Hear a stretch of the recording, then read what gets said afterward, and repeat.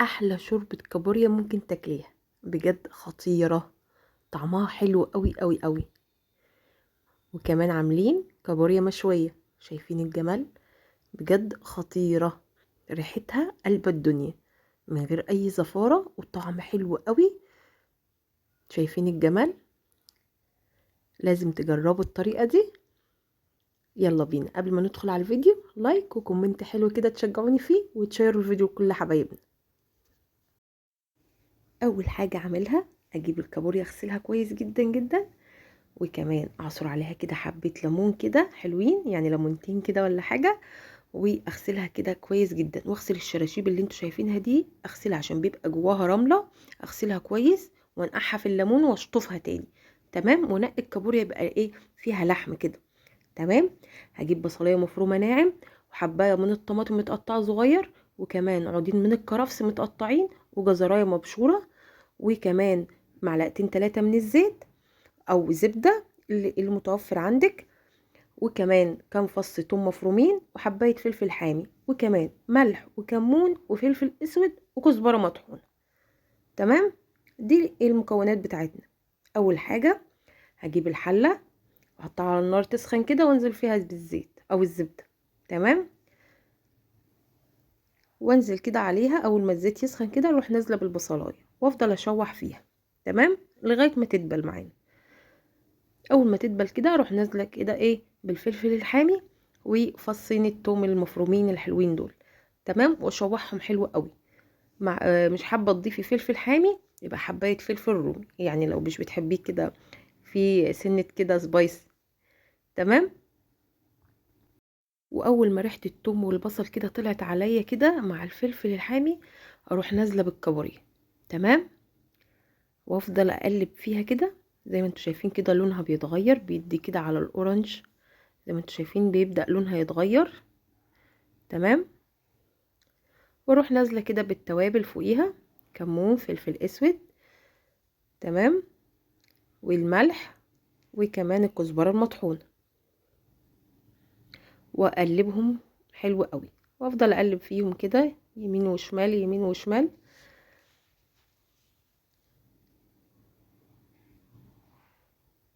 احنا عايزينهم يتشوحوا كده وياخدوا كده من طعم الثوم والبصل كده والريحه الحلوه.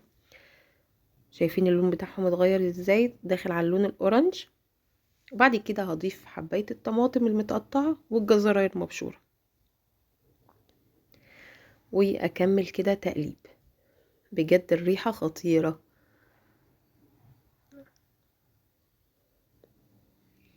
سهله وبسيطه ومش محتاجه اي كلام بجد. اهو اول ما ابتدت تغلي بالشكل اللي انتوا شايفينه ده، اروح ضايفه كده عودين الكرفس المفرومين بالشكل ده. بيدوا ريحه خطيره لاي نوع اسماك، بالذات الجمبري والكابوريا والحاجات دي. بجد بتبقى عايزه الكرفس ده، بيديها طعم خطير. واروح نازله كده بميه سخنه بتغلي.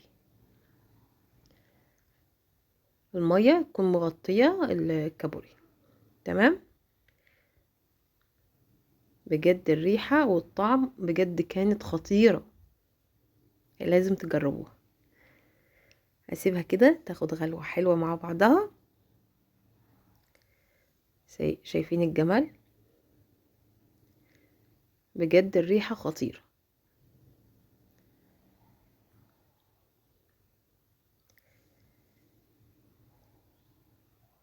شايفين لون الشوربه عامل ازاي؟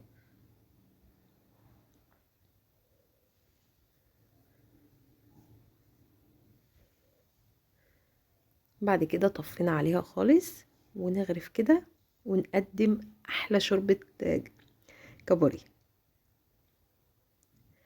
شايفين جمال الشوربة؟ بجد حلوة قوي قوي. جربوها. وبعد كده ندخل كده ايه على الكابوريا المشوية. هجيب الكابوريا زي ما انتوا شايفين كده، غسلها كويس ومنضفاها زي ما انتوا شايفين.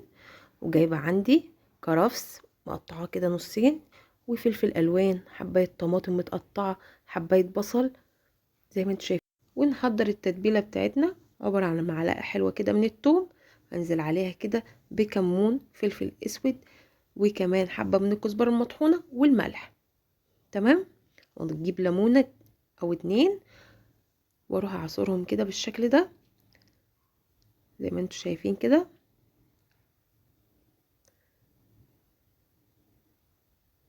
ونظبط الملح ونروح نضيف كده معلقتين حلوين كده من الخل وكمان معلقتين من الزيت.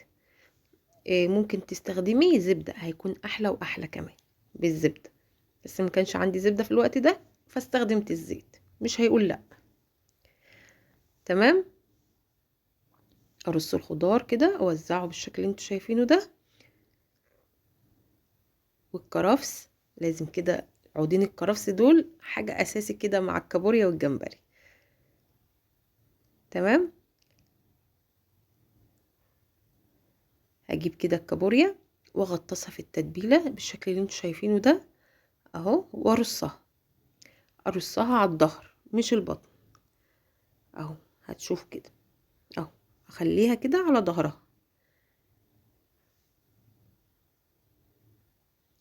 اخلص كل الكمية تبقى بالشكل ده وادخلها فرن سخن لغاية ما اشوفها تستوي، تبقى بالشكل اللي انتوا شايفينه ده ولونها كده يبقى اورانج اهو. شايفين الجمال بجد، ريحتها جايبة اخر الدنيا.